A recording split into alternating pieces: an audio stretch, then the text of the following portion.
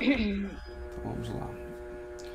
Deus, obrigado por essa nova oportunidade de podermos estudar para buscarmos evoluir e crescermos intelectualmente e moralmente na prática do nosso conhecimento. Que assim seja. Vamos lá.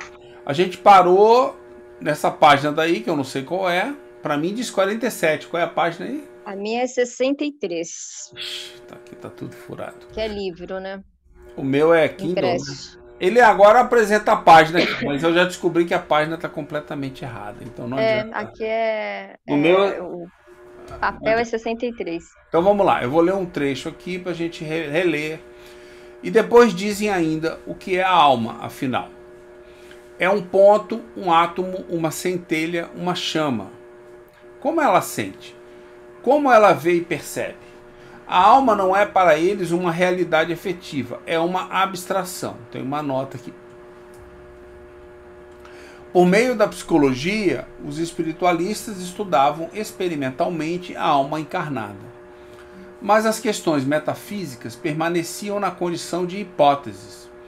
Não se concebia como a alma, sendo imaterial após a morte, poderia ter localização no espaço e no tempo sem um corpo. Somente com o complemento do espiritismo, que apresenta a realidade do perispírito e da matéria perispiritual, também a metafísica tornou-se experimental, baseada na observação dos fatos. Os seres que lhes são queridos, reduzidos em seu pensamento ao estado de átomos, estão extintos para eles, por assim dizer, e não têm mais aos seus olhos as qualidades que os faziam amá-los. Eles não compreendem o amor de uma centelha, nem aquele que se pode ter por ela. E eles mesmos ficam mediocremente satisfeitos por serem transformados em mônadas. Mônadas é organismos unicelulares, muito simples, entendeu? Uma ameba, por exemplo. Sim. O termo é mônada. Daí resulta o retorno ao positivismo da vida terrestre, que tem qualquer coisa de mais concreto. O número daqueles que são dominados por essas ideias é considerável. Posso fazer... eu queria fazer uma colocação que eu achei... Só, assim, isso é uma coisa que eu gosto de fazer para mim mesma nos meus estudos. A gente ouve o Paulo falar tanto do espiritualismo racional, e eu encontrei na introdução, no número 2 do Livro dos Espíritos, o Kardec associando essa questão da alma com também as ideias do espiritualismo racional. Sim. E aí tem um trechinho que, olha que interessante, ele cita os espiritualistas. Ele fala: segundo os outros, finalmente, a alma é um ser moral, distinto, independente da matéria e que conserva a sua individualidade após a morte. Sim. Esta acepção é, sem contradita, a mais geral, porque debaixo de um nome e de outro, a ideia desse ser que sobrevive ao corpo que se encontra no estado de crença instintiva não deriva de ensino entre todos os povos, qualquer que seja o grau de civilização de cada um. Essa doutrina, segundo a qual a alma é causa e não efeito, é a dos espiritualistas. Gente, isso está no Livro dos Espíritos. Sim, mas aí... a gente fala muito de entender que o Kardec tinha como o espiritualismo racional incorporado no seu conhecimento, mas às vezes a gente não consegue encontrar o link disso na doutrina. E no Livro dos Espíritos está lá. Mas esse link daí eu já conheço há muito tempo. E sabe qual a explicação que me deram? Eu perguntei, vem cá, mas se a gente é espírita e ele está citando aqui os espiritualistas, olha só, juro que eu vivi com isso durante décadas.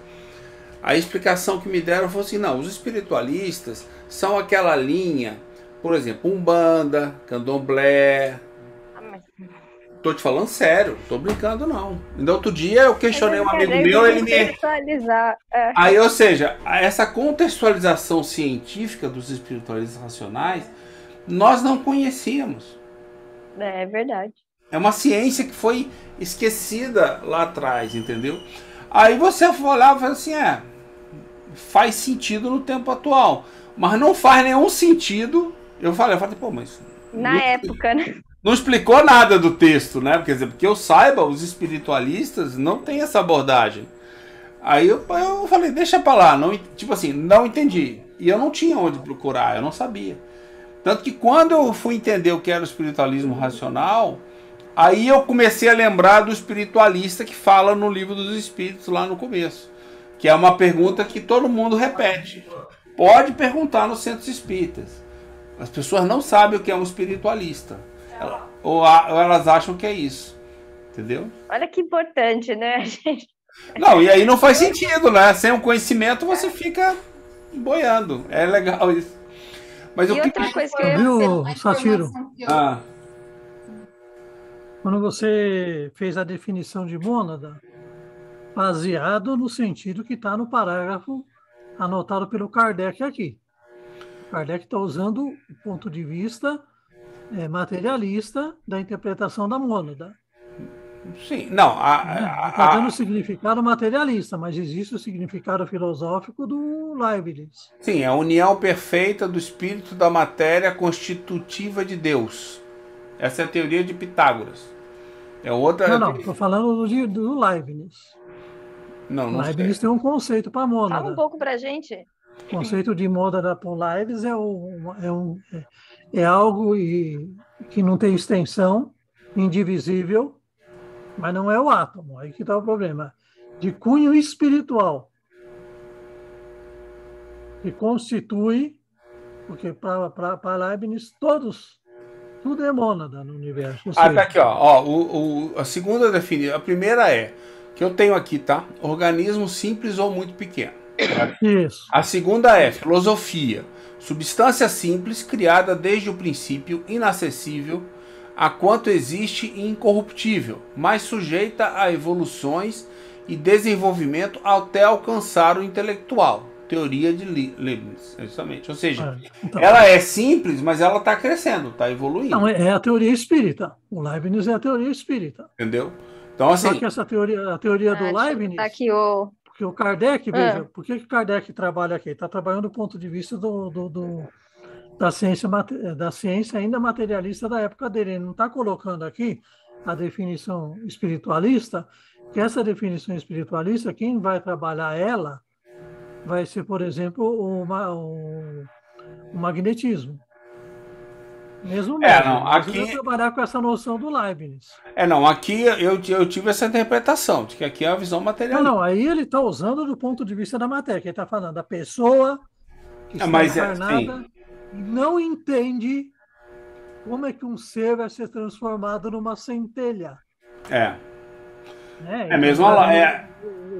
O cara que diz como ele não pode perceber, entender algo que não dá para perceber pelos sentidos, isso. Ele prefere que esse indivíduo seja até uma ameba, que é visível, que é palpável, que é compreensível pelos sentidos, do que ser uma centelha. Sim. Que ele não consegue oferir pelos sentidos. É nesse sentido. Nesse sentido, a definição que segue depois, espiritual, filosófica, ela é bem mais ampla, né? Porque ela diz assim, é um ser... colocando aqui a crítica, né? Eles não compreendem o amor de uma centelha. Justamente. Aí que está o problema, né? As palavras, se a gente tomar a palavra, apareceu mônada. Mas já tem mais de um significado a palavra mônada. Tem mais de... Mas aqui três, na verdade. Aqui o que eles estão reduzindo aqui é da forma materialista mesmo, é uma ameba, né? É uma ameba. Então, seja, é isso. Tem o grego antigo e tem o Leibniz. Sim. São três definições. Uma mesma palavra significa três coisas. Então, na hora que a gente lê as coisas, a gente tem que tomar esses cuidados para refletir, né? Porque ele é tão... ele vai dar interpretação, ele vai botar no contexto da matéria, que é o contexto que você deu a definição, está corretíssimo. por aí mesmo. Fala, Su. E aí eu ia perguntar justamente isso, porque quando ele fala aqui, ó, daí resulta o retorno ao positivismo, esse positivismo é a teoria materialista do Comte, não é? Não é o positivismo da ciência, porque eu acho que aí justamente ele reforça também essa ideia não é o positivismo do Comte. Não, esse não. Não é, porque o positivismo do Comte na época do Kardec, mesmo aí sendo o livro derradeiro, né? Quase o livro derradeiro, é 65, derradeiro é a Gênese, desculpa. Mas não é, porque o Comte ele vai ressurgindo ali na década de 60, no final da década de 50, ele vai ressurgir, eles vão ressuscitar o cara. E as ideias dele, que as ideias dele estavam mortas. Onde as ideias de Comte tinham uma repercussão era na Inglaterra. Na França não existia. Na França ele estava praticamente morto, enterrado. Vamos lá. Agora, e outra, se a gente for estudar muito o Augusto Comte, ele não tem nada de original. Tudo que ele copia, ele vai, vamos dizer assim, burilar o que o Saint Simon falou. Se você pegar o livro Novo Cristianismo do Saint Simon, que é a obra derradeira, tudo que o Saint Simon fala no Novo Cristianismo, ele vai estender nos livros dele. Ele não saiu do Saint Simon. E as pessoas não entendem. Só que ele tirou a ética, né? Que o Saint Simon tinha uma ética cristã que colocaria vamos dizer assim, um freio na ganância da classe dominante. Na classe ou no grupo dominante, que ele não trabalha de ideia de classe, ele vai trabalhar em 3 divisões, né? Aquelas divisões da Idade Média, né? Tem os aristocratas, tem os religiosos e tem o resto, os camponeses. O Saint Simon não sai disso daí, só que ele transforma os camponeses em operários. Mas ele vai falar, o problema da destruição do antigo regime foi a ganância dos 2 primeiros estados e corromperam o cristianismo. Então ele quer que volte aquela estrutura, mas ele quer que volte ela cristianizada. Essa é a ideia do Saint Simon. Não é uma ideia ruim em si. O problema é que tem aquela ideia do coisa. Não tem como você voltar para um passado. A roda girou. Não tem como você frear o que existe. Não tem como você dividir. Né? A ideia de ética que ele está querendo é uma utopia. Mas ainda assim é uma utopia, mas também o que o Marx propõe é uma utopia. O que o Comte propõe é uma utopia. Tudo é uma utopia. Agora existe a utopia boa, né? A utopia boa. Que é um objetivo existe que a utopia você põe, ruim. Né? Por exemplo, se a gente for pensar o espiritismo é uma utopia, num certo sentido é. Porque ele está pregando um sistema ideal. Agora, esse sistema ideal que o espiritismo está pregando, ele é condizente com o que a gente vê, é factível de um dia ser compreendido por todos? Continua sendo. Ele não está preso no tempo e no espaço. O dos outros estão. Os outros falam, quando nada. É uma visão parcial. É uma visão parcial baseada no conhecimento parcial, no máximo. Quando é agora. Ele coloca um sistema, né? Então, o sistema ele tá associado ao tempo e espaço, né? Eu gostei muito a exposição do Arthur foi fantástica. Né? Tudo que ele colocou lá, ele foi a fundo. Eu fiquei me lembrando na hora que eu estava vendo ali, não todo, tá? Uma parte ali. Que ele falou assim que muitos dos livros não estavam traduzidos na década de 80, né? Ele falou isso. Não, já tinha muito disso daí, desse material dele, já estava traduzido na década de 80 e 90. O problema é que se limitava aos círculos universitários. Estava ali. É que nem o livro do Mesmer. O Mesmer, quando foi lançado o livro do Mesmer do Paulo, eu ainda não conhecia o Paulo, mas o livro do Mesmer do Paulo foi vendido onde? Na universidade, não vendeu no meio espírita. 2/3 da primeira e segunda edição foi tudo por meios universitários. Então teve uma tiragem de quê? 15, 20 mil? 14 mil, 15 mil foi comprada pelos meios universitários. Ninguém leu do MEB, vamos dizer assim. Pouquíssimos leram. Por quê? Porque era um vácuo. Era meio restrito. Faltando. Quando você está na faculdade, o MESB é muito citado. E não é pouco citado, é muito citado. Tanto na literatura, quanto na filosofia. E quanto na história filosófica. É muito citado pelos autores. Então, eles não têm como esconder, só que eles vão dar uma visão deles. Como eles dão uma visão materialista do que o Gus apresentou do Sócrates, sim, do Platão.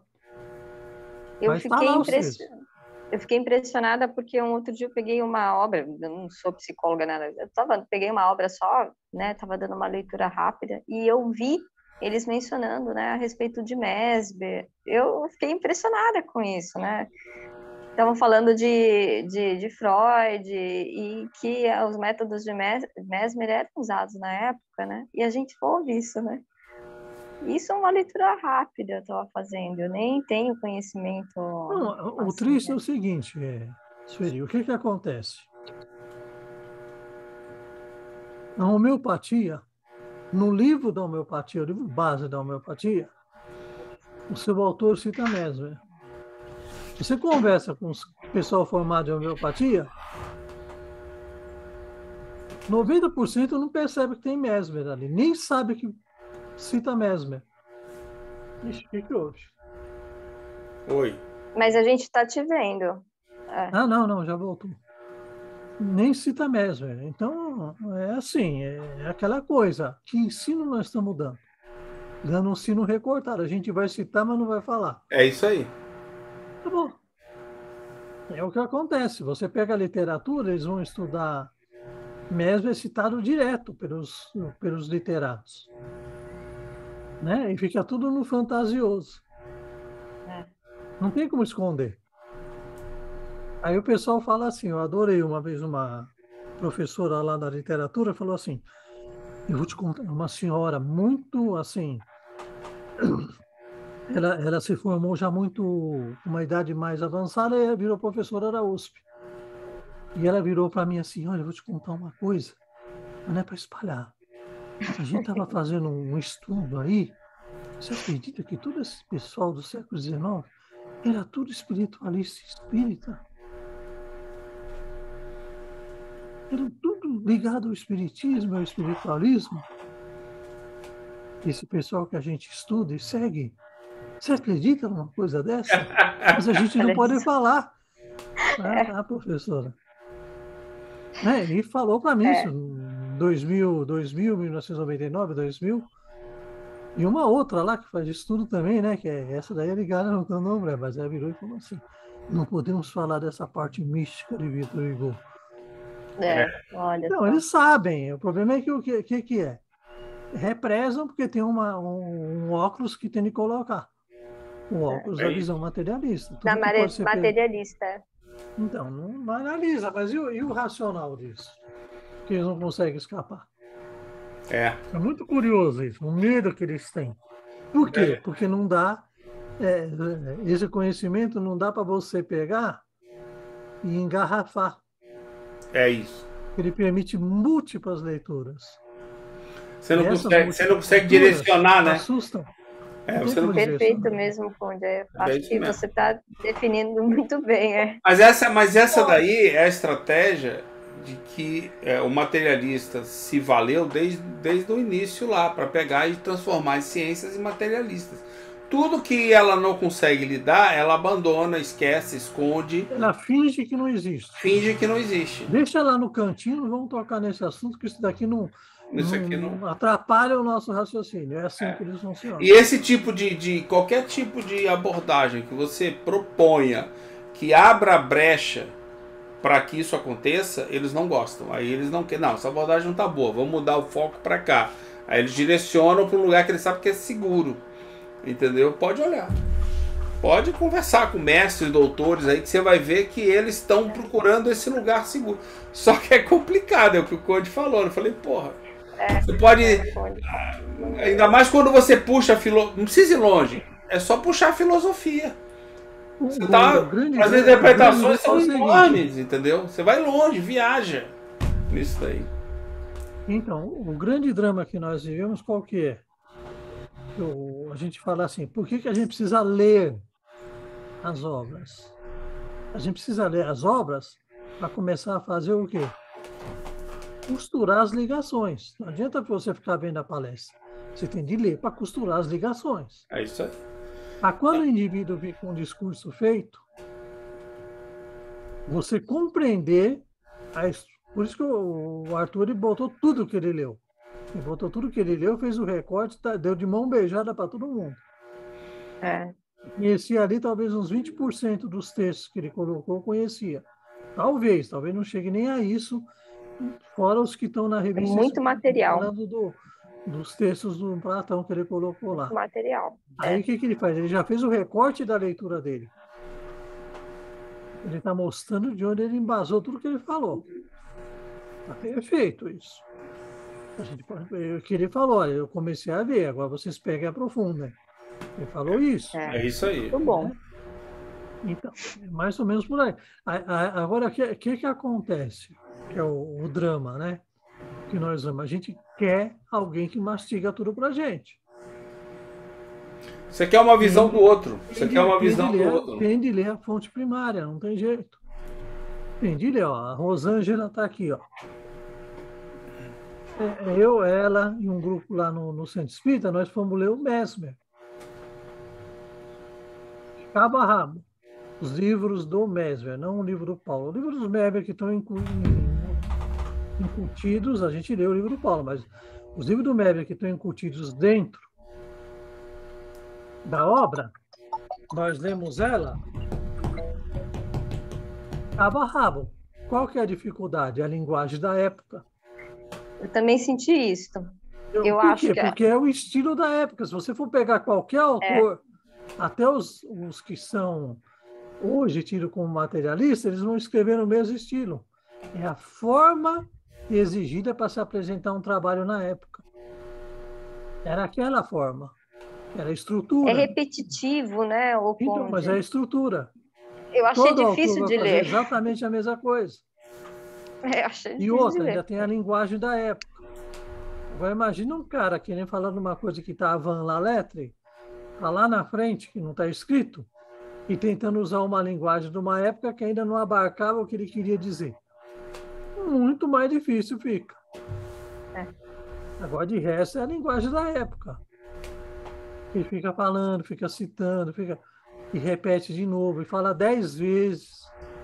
Para mim, é o jeito. A questão da repetição é bastante difícil. Mas em todos os trabalhos da época, você vai ver exatamente de manter, sabe, um foco de atenção. Eu tenho uma dificuldade de manter um foco de atenção com um trabalho que é muito repetitivo. Então, eu começo a ler, né? Eu também li essa parte, a obra de Mesmer, eu li no que está no livro do Paulo traduzido, né? Que está lá no apêndice. Mas chega um certo momento que, sabe, eu perco um pouco a linha de pensamento, aí eu tenho que voltar, e aí é o que você falou. A gente está tratando de um assunto que eu, por exemplo, os Sueli não tem um contato diário, né? Então já tem uma dificuldade de compreensão daquele texto, que não faz parte do meu universo, né? O meu problema não é nem a linguagem, porque essa linguagem mais rebuscada eu até tenho contato. Mas, assim, é um assunto que não faz parte do meu universo, muito repetitivo, então o meu foco de atenção sabe, é volátil. Quer ver uma coisa que eu achei interessante? Que o pessoal, outro dia, alguém num grupo lá colocou assim, sobre o Mesmer, né, dizendo assim, não era a linguagem da época, porque eu leio os filósofos do século XVIII e eles não são assim. Meu Deus. Mas perfeito, é verdade, né? O que ele está falando. Os filósofos do século XVIII, tirando Kant, que Kant é um pouco assim, eles não são assim. Por quê? porque são tratados filosóficos, não são tratados científicos. Não é científico. É diferente. Eu quero que ele pegue um tratado científico do século XVIII. Ele está querendo comparar um campo que não é idêntico ao Mesmer. Mesmer não era filósofo.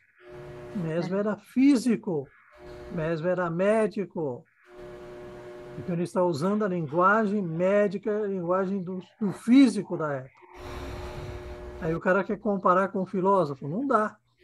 Você vai ler o Rousseau, é muito mais fácil. Você vai ler o Hegel, não é tão repetitivo. Vamos retomar aqui? Vamos lá.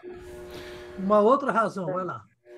Uma outra razão que prende as coisas da Terra até aqueles que creem mais firmemente na vida futura está relacionada à impressão que conservam do ensino que lhes foi dado sobre ela desde a infância. O quadro que a religião apresenta da vida futura, é preciso admitir, não é muito sedutor nem muito consolador.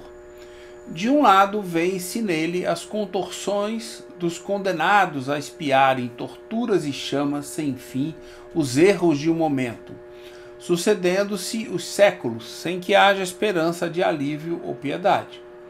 E o que é ainda mais cruel, sem que haja para os condenados qualquer proveito advindo do arrependimento. De outro lado, as almas debilitadas e sofredoras do purgatório a esperar sua libertação, que depende da boa vontade dos vivos, que rezarão ou farão rezar por elas, e não de seus esforços para progredir. Essas duas categorias compõem a imensa maioria da população do outro mundo. Acima dessas almas está o restritíssimo grupo dos eleitos, que desfruta por toda a eternidade de uma beatitude contemplativa. Essa eterna inutilidade, preferível sem dúvida ao nada, não deixa de ser uma fastidiosa monotonia. Assim, ele traz toda a ideia da heteronomia aqui, né? Sim. Assim, é assim, a pessoa tem que ter o reconhecimento exterior de que ela foi boa para ela poder, né, ter Não, e você faz as coisas sem entender o que está fazendo, né? Tanto que você fica com aquela cara de pastel de o que eu estou fazendo aqui, né? Quer dizer, eu já me arrependi, continuo aqui. Eu sou bom, mas eu não faço nada, eu fico parado, eu fico inerte. Então, assim, nessa parte, isso não responde de nenhuma forma, né, aos anseios dos indivíduos, dos seres humanos. A gente aqui vê o Kardec fazendo uma crítica à religião institucional, né? Então ela fala de penas, de tortura. Então ele traz, eu achei bem marcado nessa parte, achei bem interessante. E se a gente pensar a punição eterna, é pior do que o que a gente consegue realizar aqui na Terra, né? Porque apesar de existir ainda hoje uma punição de morte ou uma punição, mas se a gente for pensar até que a própria punição de morte aqui na nossa instituição terrena, ela tem um fim, né? Porque a morte liberta aquele indivíduo. Mas você percebe a profundidade, ou seja, quando você quer controlar alguém, você faz uma ameaça muito forte para a pessoa. Se essa pessoa não embarcar na ameaça, você não consegue controlar ela. Então você tem que ser muito forte, entendeu? Então é o seguinte, não saia de casa porque não vá para a praia porque eu vou encher você de cacete. Tu vai tomar cacetada com o meu, que o policial vai te pegar na rua, vai te tirar da praia, você vai passar vergonha e aí tu vai ficar trancado dentro de casa. Agora, onde isso não foi feito, as pessoas foram para a praia. Por quê? Porque esse negócio de é proibido ir para a praia, as pessoas vão. Entendeu? Aqui em Floripa teve um pouco disso, mas assim, eles chegavam de camburão, 2 camburões com 12 policiais para pegar 2 jovens sentados na beira da praia. 6 horas da manhã. Acredita nisso? Aí cercavam, os 12 caras cercavam o jovem e mandavam o cara embora. Tu vai fazer o quê? tem que ter uma agressão, não precisa bater no cara, mas você tem que ter uma agressão muito forte para a pessoa não ter o que falar. Peraí que eu vou cumprir. Não vou nem pensar. Aí eles filmam e aí depois te mostram na TV. 2 jovens de 20 e poucos anos de idade sendo oprimidos por 12 policiais, todos armados, alguns com arma, na praia, porque não podem estar na praia. Não tinha ninguém na praia, só tinha os 2. Assim, ou seja, para que eu controle você, eu preciso te dar uma ameaça muito grande. Se você não tiver medo da ameaça, eu não controlo. E percebe o seguinte, é emoção. Eu vou provocar alguma emoção em você. Que seja medo, entendeu? Porque qualquer coisa diferente de emoção é pensamento, é razão. Aí você vai me questionar. Antes de você fazer, você vai me questionar. Não deixe espaço para questionamento. Bota medo em cima da pessoa, entendeu? Bota medo em cima da pessoa e ensina para ela o seguinte: emoção é legal, ó. Toda vez que você tiver medo, responde ao medo que você está se defendendo. Entende? Sim, sobre esse aspecto faz todo sentido. E ele faz aqui, ele começa a criticar e faz a gente pensar. Ele já começa a provocar. Mas eu acho que ele não está criticando. Ele está dizendo... de vez em quando eu faço isso que ele faz. Pega um católico e diz para ele essa interpretação que é a que está escrita no catecismo. É exatamente o que está aqui. Isso daí é o que está escrito no catecismo católico. Eu fiz outro dia com a minha esposa sobre aquela questão de você, se você for uma boa pessoa, você vai ficar até o momento do juízo final no limbo, sem fazer nada. Quando é isso? Ninguém sabe. Um dia desses. Aí você vai levantar naquele momento e você será julgado. Se você é bom ou se você é mal. Se você foi mal, você vai direto para o inferno. Se você for mais ou menos, pode ir para o purgatório.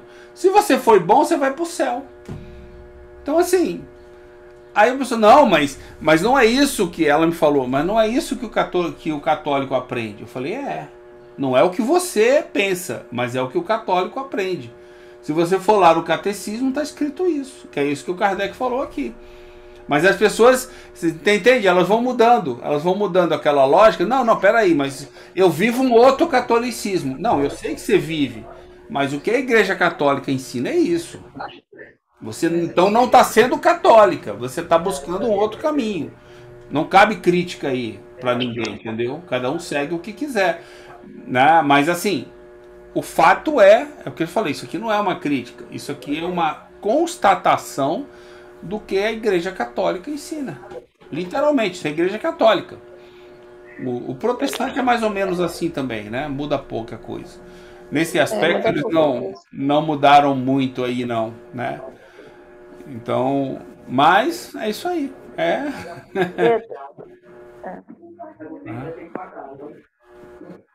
Então vamos lá, um pouquinho? Vamos sim. Essa situação não satisfaz nem as aspirações, nem a ideia instintiva do progresso, que só parece compatível com a felicidade absoluta. É difícil conceber que somente por ter recebido o batismo esteja um selvagem inculto, de senso moral limitado, no mesmo nível que aquele que atingiu o mais alto grau de ciência e de moralidade prática após longos anos de trabalho. É menos concebível ainda que a criança morta em tenra idade, antes de ter consciência de si mesma ou de seus atos, desfrute dos mesmos privilégios simplesmente pela realização de uma cerimônia, na qual sua vontade não teve nenhuma participação. Tais pensamentos não deixam de preocupar os crentes mais fervorosos, por menos que reflitam. A ideia de que o trabalho progressivo que se realiza na Terra nada conta para a felicidade futura e a facilidade com que se acredita adquirir essa felicidade por meio de algumas práticas exteriores e até mesmo a possibilidade de comprá-la por dinheiro, sem uma séria reforma de caráter e de hábitos, realçam o valor dos prazeres terrenos. Mais de um crente diz intimamente que já que, já que seu futuro está assegurado pela realização de certos ritos ou por dádivas póstumas que não o privam de nada, seria inútil impor a si sacrifícios ou um incômodo qualquer em proveito do próximo, uma vez que se pode obter a salvação trabalhando cada um por si. Nota 27. Os dogmas religiosos estabelecem o princípio de heteronomia, ou sujeição a uma lei exterior, com vistas à recompensa, sob pena do castigo se não for submisso. Realmente os animais progridem pelo condicionamento, prazer e dor, mas cabe ao espírito humano a evolução pelo esforço da vontade, sendo a felicidade proporcional ao mérito das conquistas intelecto-morais de forma autônoma. É isso, né? Então, acho que é interessante nessa nota que, ou seja, deixou a ideia que você estava falando, que a gente estava falando. Se você não botar esforço, você não alcança felicidade. Ah, mas entendeu? E se eu ficar aqui só ouvindo, também não alcança. Você não botou esforço nenhum ficar ouvindo só. Você tem que botar em prática. E essa questão da vontade, né? É bem uma questão que pontua e nos traz também o que a gente fala muito do governo das emoções, né? A vontade deve ser algo, né, que se sobrepõe sobre as emoções que nós vivenciamos aqui. Justamente. É porque a vontade não é condicionamento. Você não fez uma escolha porque está condicionado. Você fez uma escolha porque você raciocinou. Usou a razão. Então a coisa já ficou diferente, né? Quer dizer, exige um esforço seu. Não tem como alguém fazer um esforço para você raciocinar. Ou você raciocina, ou não raciocina. E aí você não usou sua vontade. Sim, perfeito. Né? Você não usou a sua vontade. Então, aí você vê como é fácil se atrair pela inação, né? Quer dizer, vamos ficar aqui pouquinho. Né? Lembra dos nossos parentes aí mais antigos que falam assim, não, temos que ir à igreja toda semana. Eu vou, me confesso, e aí eu começo uma semana tranquilo. O que quer dizer isso? Estou livre de tudo que eu fiz de errado. Tiraram de mim tudo isso. Não, aí eu passo mais uma semana, repito tudo de novo, vou lá domingo, vou na missa, tiro tudo de novo, entendeu? Eu começo toda semana, mas você não sai do lugar, você fica ali ouvindo os outros. E a gente precisa tá voltando a estudar, porque o que nós fizemos com o Espiritismo foi isso, né? Eu vou uma vez na semana, assisto a palestra, tomo água fria. Literalmente isso. E aí eu saí de lá limpa, olha que legal. Não, é bem legal isso. Tudo que eu fiz de errado. Tudo que eu fiz de errado. Eu tenho uma história engraçada, eu tenho uma história engraçada que eu nunca esqueço. Tem vários sentidos ela, mas dá para analisar sobre esse ângulo que a gente está falando. Eu vou no Centro Espírita no Rio, lá no Leblon, é o único centro espírita que tem lá. Ele tem obras na Rocinha, um monte de coisa lá. E ele é um centro engraçado, porque ele é um prédio num terreno minúsculo. O terreno dele mal cabe umas 3 salas e o corredor e a escada. É o que cabe. Aí ele tem 7 andares. Aí as salas vão subindo, né? Então quando você tem palestra lá, doutrinária, todos os andares e todas as salas têm televisões que transmitem, que é no primeiro andar. Quem chega, senta em frente ao cara. Quem chega depois vai subindo. Vai subindo. E aí assiste pela televisão o cara que está lá embaixo, né? E eu lembro que teve teve uma palestra, realmente eu nem me toquei, mas o fato foi muito engraçado. E teve uma palestra que era, eu lembro até quem era um centro da Barra da Tijuca, que eles estudam Joana de Ângeles. Eu acho que o nome do centro é Joana de Ângeles. Mas eles estudam eminentemente Joana de Ângeles, no Centro Espírita. E era uma guria de uns 23, 24 anos, não devia ter mais que isso, entendeu? Uma guria que foi dar a palestra. E eu sentei no 3º andar. Né? Eu cheguei em cima da hora, aí corri, era um só, né? Achei um lugar no 3º andar, sentei. Mas eu sentei assim bem no meio da sala, né? É uma sala grande. Então tinha lá umas 40, 50 pessoas em volta de mim. Ali. Aquele andar é um andar que tem uma sala grande só, né? E um estúdio, inclusive o estúdio fica lá. O estúdio do prédio fica lá. Aí tá bom. Aí eu comecei a assistir, deu uns 20 minutos, eu falei, puta, não tem nada a ver o que essa guria tá falando, entendeu? Eu falei assim, não vou ficar aqui ouvindo baboseira, eu tenho mais que fazer da vida, né? Eu vou pra casa, né, porra, ficar aqui no sábado ouvindo baboseira. Aí eu, tudo bem, levantei, saí. Quando eu levantei, todos os monitores do andar já olharam pra mim. Que ninguém faz isso, entendeu? Não é que não pode, mas não deve. Me disseram isso, né? Não deve. Aí eu levantei, pedi licença. Aí acho que as pessoas acharam que eu podia estar indo no banheiro. Todos os andares têm 2 banheiros. Aí quando eu virei em direção à porta da escada, o cara que estava na porta... Tinha um cara na porta da escada. Tinha vários. Todo mundo me olhando. Aí o cara, todos em pés, né? Os monitores que dão passe, aquela história. Quando eu cheguei na porta, o cara olhou pra mim e disse, você vai sair? Eu falei, vou. Aí eu tomei um susto, né? Eu falei, vou. Como se fosse um porteiro, o cara, né? Eu falei, vou. Dá licença? Aí o cara... Porteiro não, é segurança, né? O segurança. Aí o cara saiu pro lado e eu abri a porta e caí na escada. E comecei, eu não saí correndo não, desci normal, 3 andares, não tem nada que fazer, vou daqui, vou dar uma caminhada aqui no Leblon de noite, alguma coisa, vou pra casa, né, fazer algo melhor. Aí eu desci devagar. Tu acredita que 3 caras desceram atrás de mim? Aí um falava assim, olha só, o cara nem me conhece, você não deveria ter saído. Eu olhei e falei, desculpa, eu não estou entendendo. Eu não entendi mesmo. Não estou entendendo. Ele, não, você não devia sair antes da palestra acabar. Eu falei, por que não? O cara, obviamente, não soube me responder. Aí o outro falou assim, o senhor quer agredir a gente? Olha só o nível.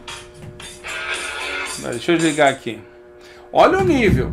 Eu falei, olha, desculpa, amigos, eu não sei o que está acontecendo, mas eu não tenho interesse na palestra.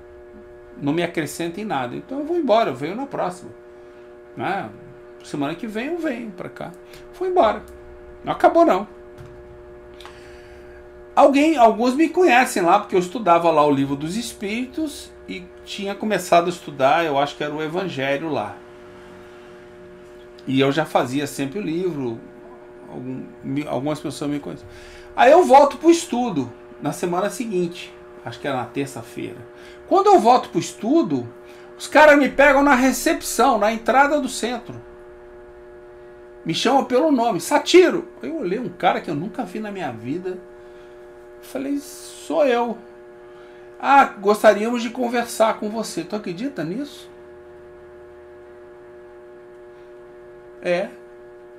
Aí, executório, né? Aí eu não entendi, eu não me liguei nisso, eu não entendi. Pra mim já tinha morrido a situação. Os caras me levaram para uma salinha do lado da livraria que vende livros, mas é uma salinha meio aberta, do lado da lanchonete. Veio esse e veio mais 2 que eu não conheço.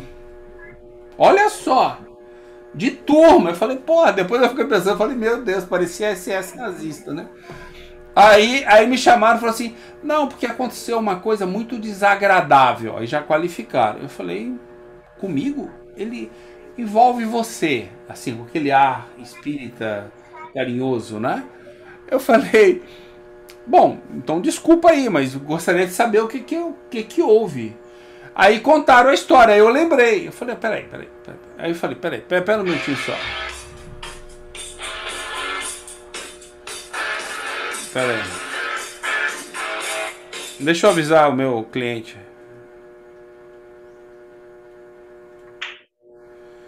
Peraí.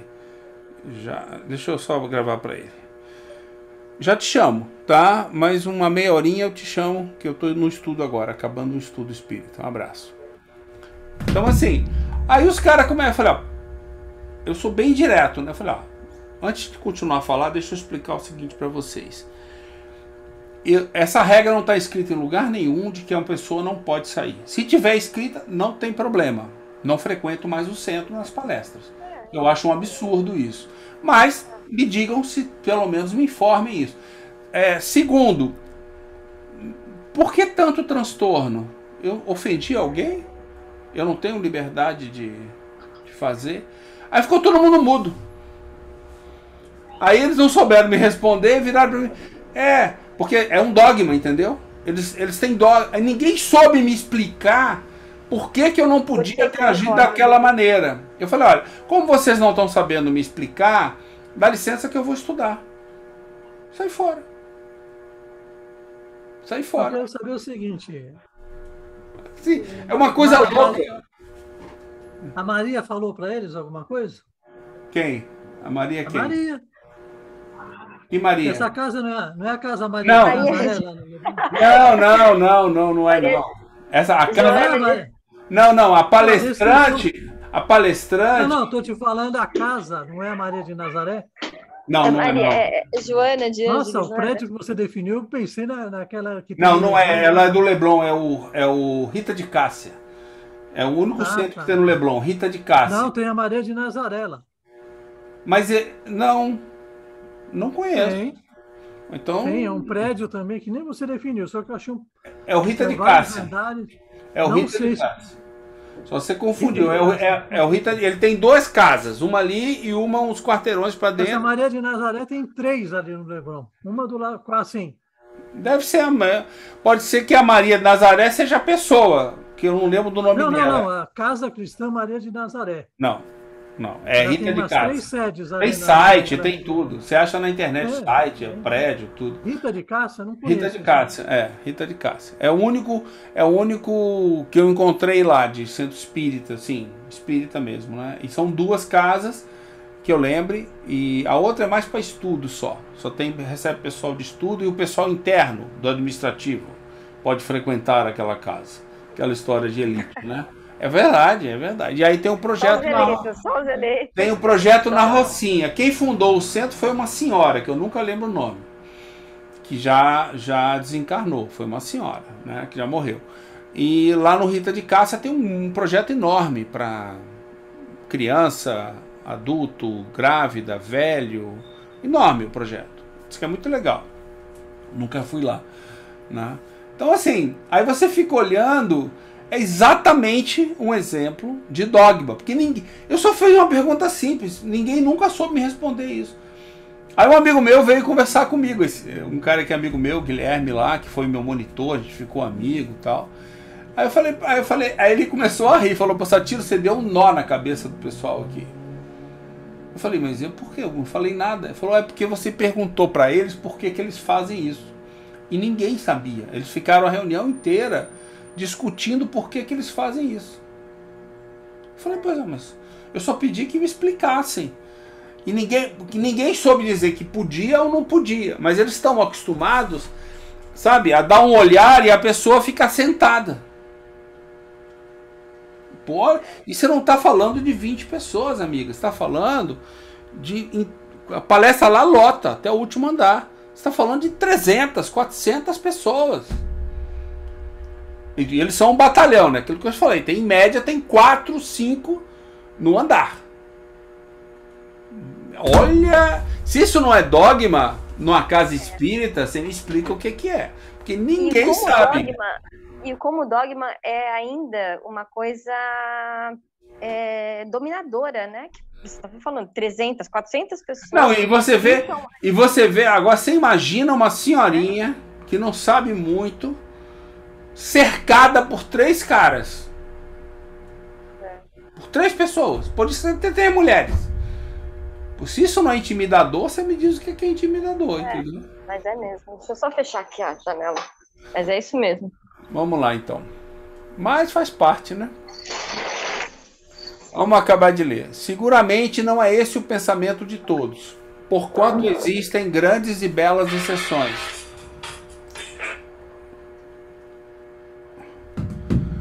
Seguramente não é esse o pensamento de todos, porquanto existem grandes e belas exceções.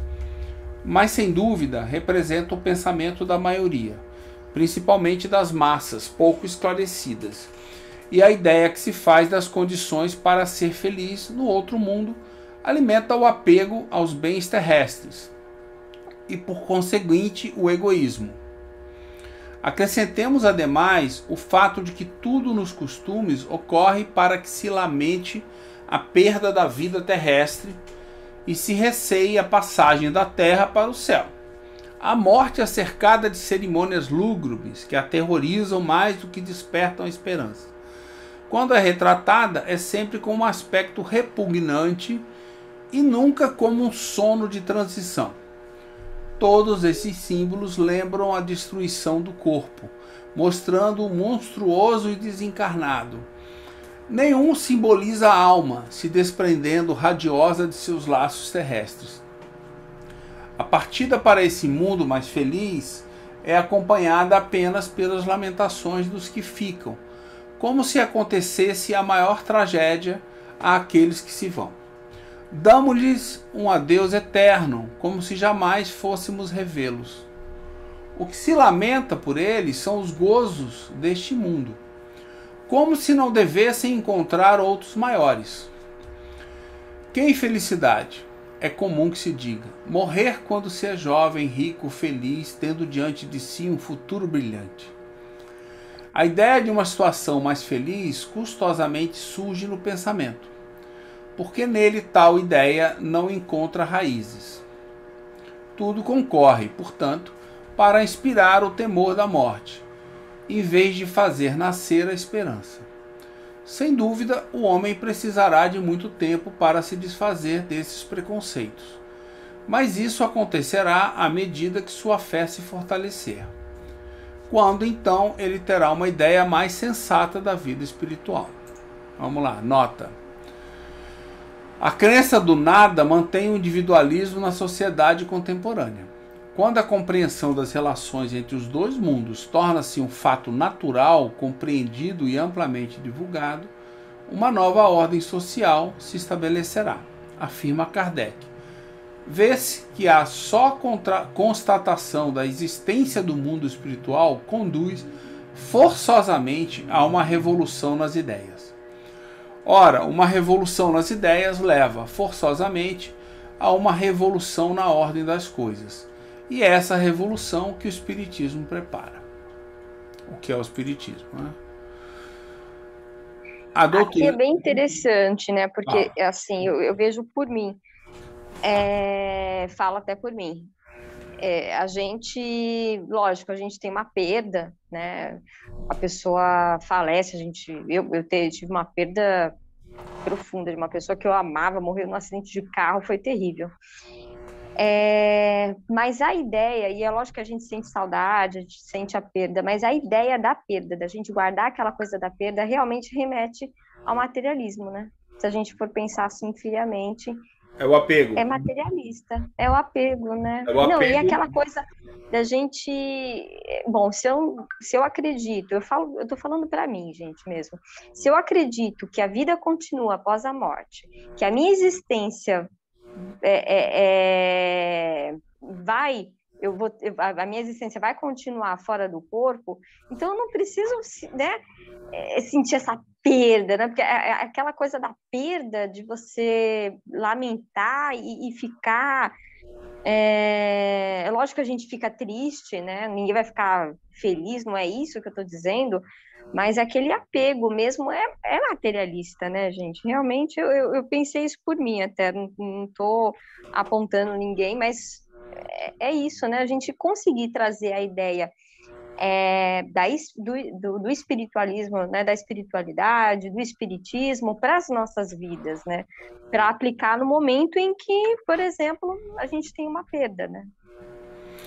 Porque quando você tem essa perda, você não está se preparando para lidar com a continuidade de um relacionamento, por exemplo. Exatamente. Você está isolando, continua isolando. Eu fico aqui, né? E ela fica sei lá onde. E não há relacionamento, e não há troca, e não há nada. Quer dizer, é individualismo, isso é solitário, entendeu? Isso não é consolador de forma alguma. Aí os caras ainda botam aquele rito, né? Aquele ritual todo em cima do momento.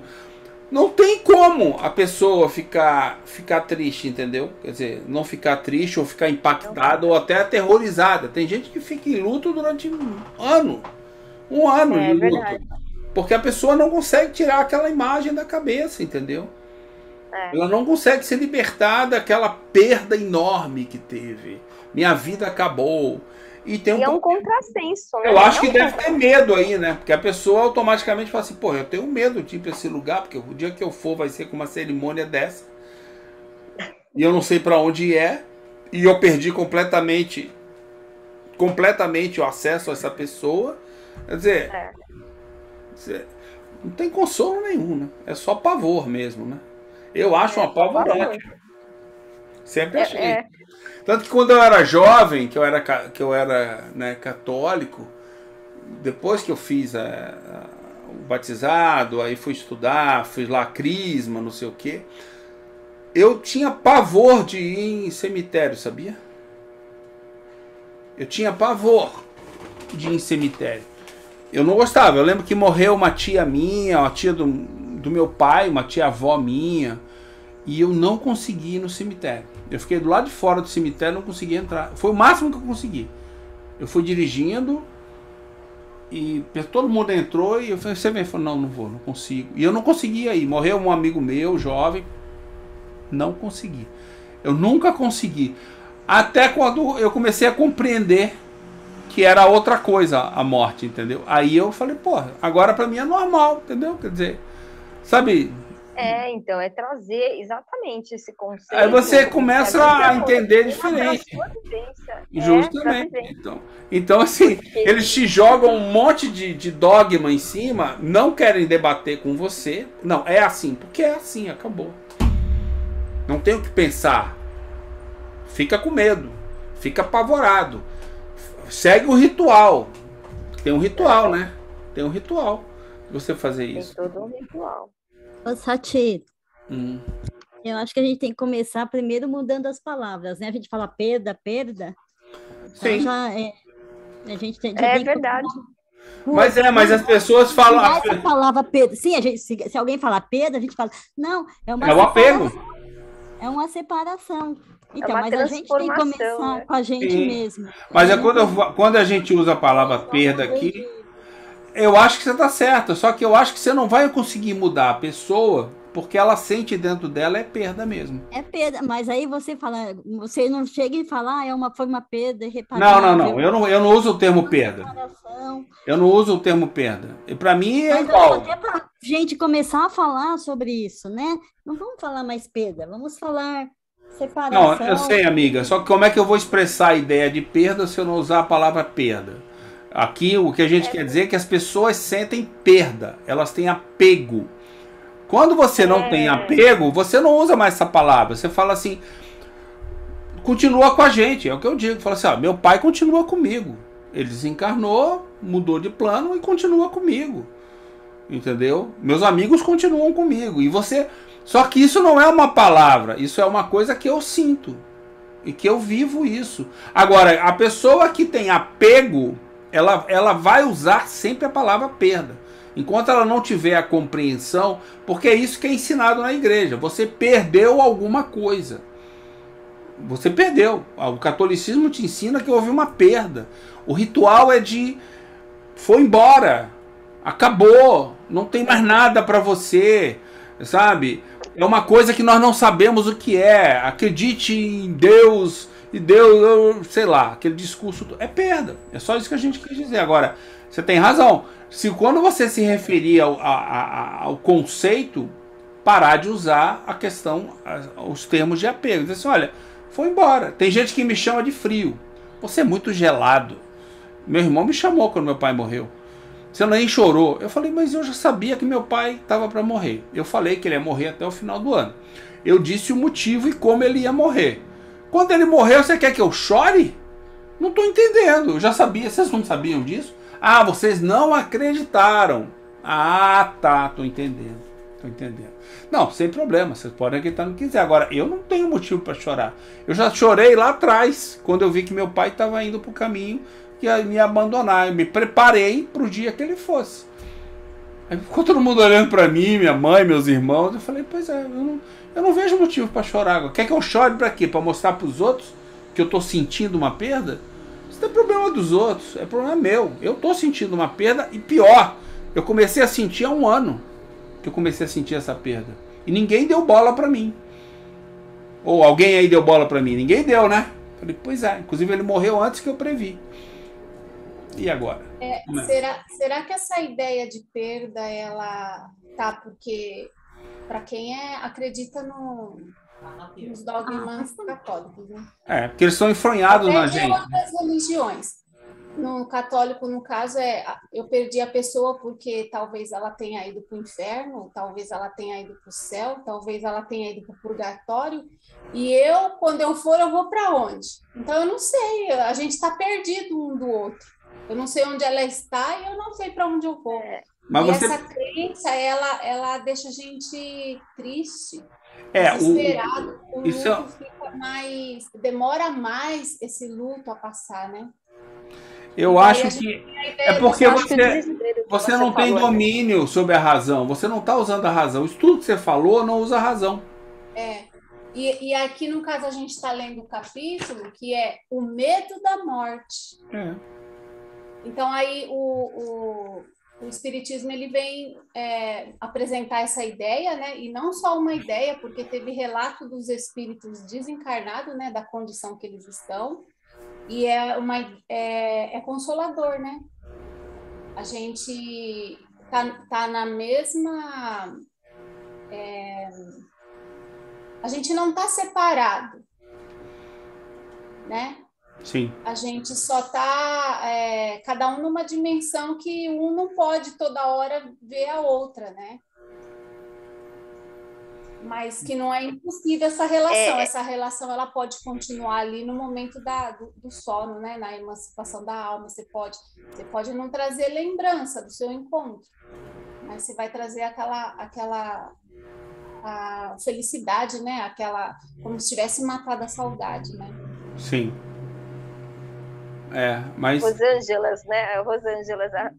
Uma Rosângela falou uma coisa que eu acho que realmente, né, Rosângela, a gente precisa parar de usar o termo perda. Abandono, né? também. Não é perda, não é uma perda. Abandono.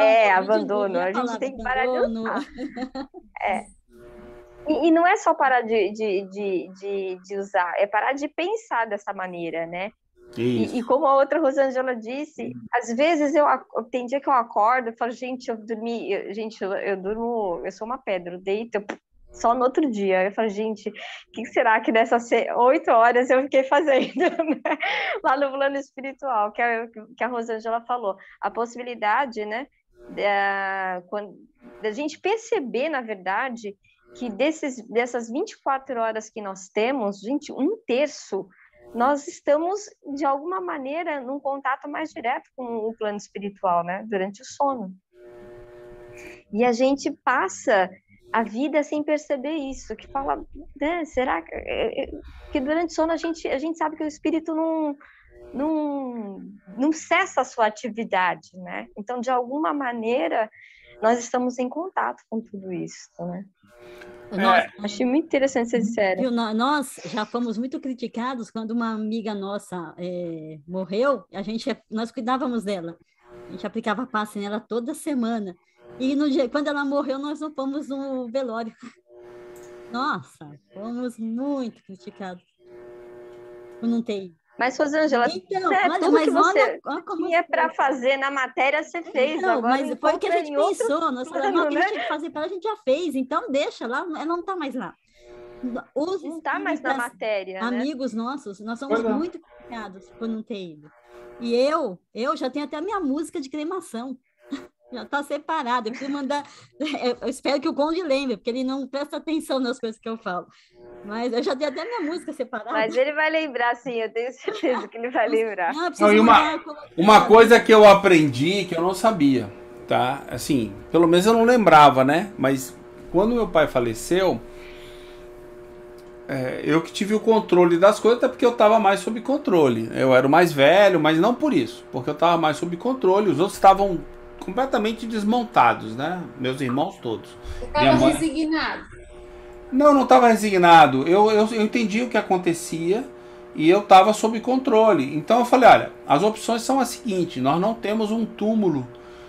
Ou temos lá o da nossa tia, que está lá, que tem que ser desocupado, tem que ser urgente, alguém tem que ir lá tomar essa providência. E tem outras providências, essa, tem um kit aqui para não sei o quê. Essa é uma opção. A outra opção é a seguinte, vamos cremar nosso pai, né? Aí, a maioria, minha mãe, todo mundo, e para cremar você precisa que todo mundo assine, todos os filhos, a não ser que você deixe uma vontade expressa no papel, tá? Então, por exemplo, para eu ser cremado, meus filhos têm que assinar. Meus dois filhos. Tem que assinar pela minha avó. Senão não tem, tá? Se uma filha está morando na Europa, como a minha mora, e não vier aqui assinar, eu não posso ser cremado. A não ser que eu deixe em cartório dito que eu quero ser cremado, que é o que eu fiz. Eu quero ser cremado, está aqui em cartório, minha vontade, cumpra-se minha vontade. Aí tudo bem, aí todo mundo tinha que assinar. Os filhos foram todos para lá, meu irmão chegou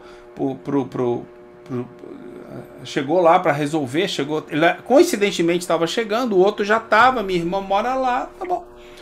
Aí o pessoal resolveu que sim. Aí quando chegou no começo da tarde, a minha cunhada, que é casada com meu irmão mais novo, e ela é muito católica, muito religiosa. Ixi. Ela vira e fala assim, de que cremar o meu pai, basicamente ela disse isso, seria a danação da alma dele. Porque a igreja não aceitava a cremação. olha só. E que ela não apoiava isso. E ela queria que o meu irmão retirasse aqui. A assinatura.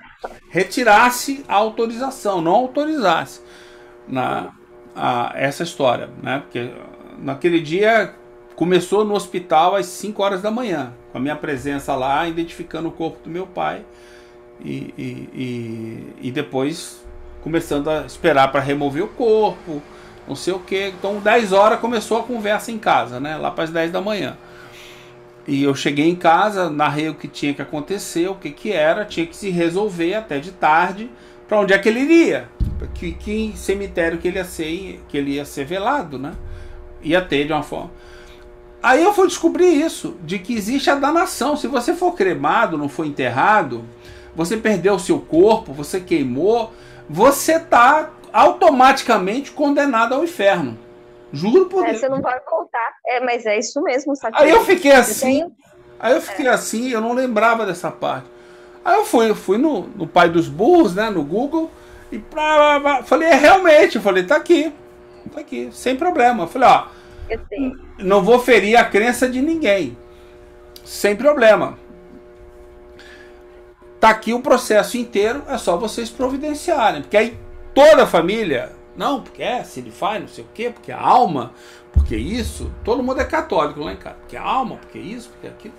Eu falei, sem problema, tá aqui a documentação inteira, é só vocês fazerem. Mas vai ter que fazer, entendeu? Vai ter que parar de ficar sentado no sofá chorando, levantar a bunda do sofá e fazer. Que só eu que estava fazendo até aquele momento. Ela, mas você não pode fazer? Eu falei, não, porque eu sou espírita, eu não acredito nisso. Eu acho que não faz sentido, eu que não sou católico, já que vocês querem fazer um ato católico, todos vocês são católicos. Tomem à frente. Então vocês três aí, eu falei para meus irmãos, impressionante como todo mundo voltou atrás, até meu irmão caçula. Não, vamos seguir com a cremação, etc. Minha cunhada ficou puta com isso. Mas está encomendada dele. Porque dá muito trabalho. Eu fiquei calado. Você sabe como eu sou, mas eu juro que eu queria espicaçar. Eu fiquei calado. Tiro, isso daí me tocou uma coisa, né? Católico é bonzinho, né? Sem interesse nenhum, só pensa na alma. Não estou dizendo dos teus parentes, não, estou dizendo que é bonzinho. Católico é instituição. Faz né? acordos. Porque eles queimavam a pessoa na fogueira, né? Porque aí você tá com a alma danada, entendeu? Pelo que eu entendi, pelo que eu vi, tem tudo a ver isso que você falou. Por que você queima uma bruxa? Porque você dana a alma dela. Você não pode, você destruiu o corpo dela, não é por causa do fogo. O fogo acho que tem algum simbolismo, mas é porque você destruiu o corpo. Como se fosse pro caixão e não fosse destruir o corpo, né? Quer dizer, só fica o osso, daqui a pouco tempo só tem o osso lá.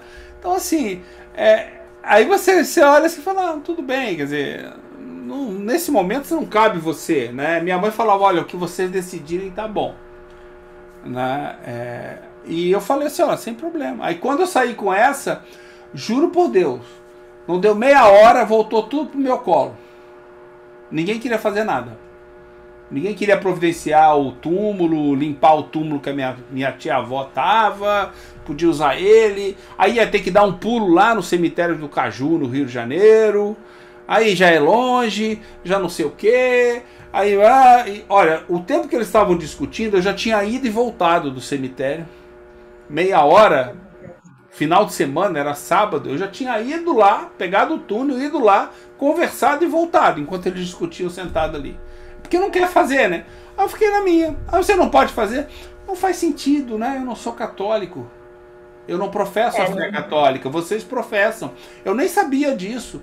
Mas se para vocês é importante, então podem fazer. Podem, tá bom, tá aqui. Peguei os documentos, entreguei na mão dele. Você devia ter falado, isso agora é uma obrigação e um dever de vocês. É verdade. Não, eu fiquei na minha. Aí eles discutiram, aí voltaram atrás em meia hora, 40 minutos. Vieram. Não, se você pode continuar com a cremação. Eu falei, a cremação já está basicamente acertada. A proposta de cremação eu já trouxe aí. É só vocês assinarem. Já estava até com papel na mão. O cara que me pegou no hospital, ele me explicou.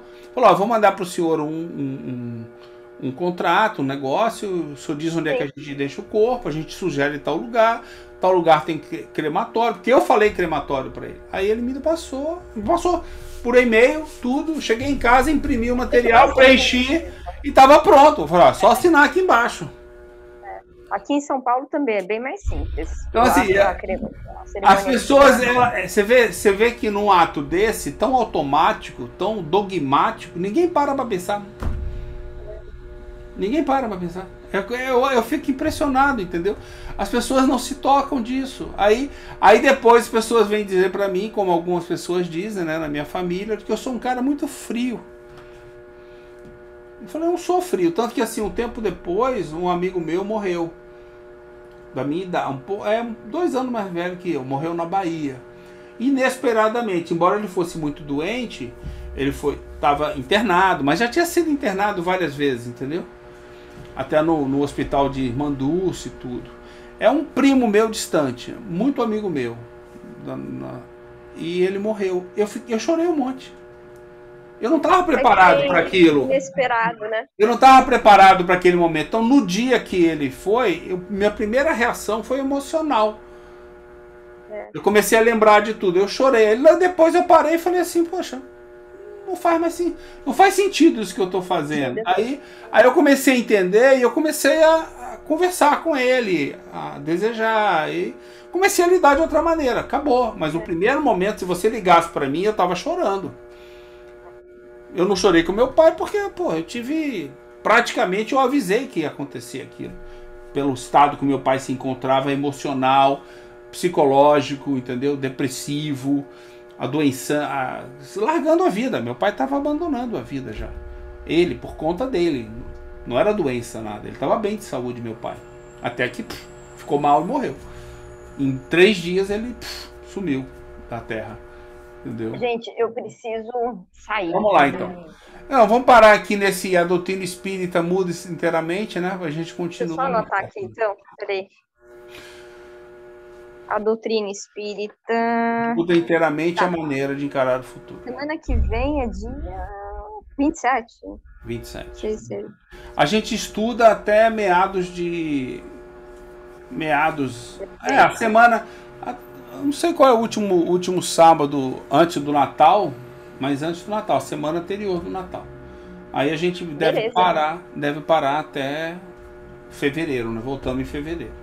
sem falta. Em janeiro só vai ter aquele Perfeito. evento do Paulo, os 3 eventos novamente, né? Que a gente vai fazer. E uma reunião eu vou propor uma reunião do EPT, pra gente discutir o que vai fazer o ano que vem, etc e tal. Mas é isso aí, pessoal. Conde, pode fazer uma oração de um agradecimento de encerramento, por favor?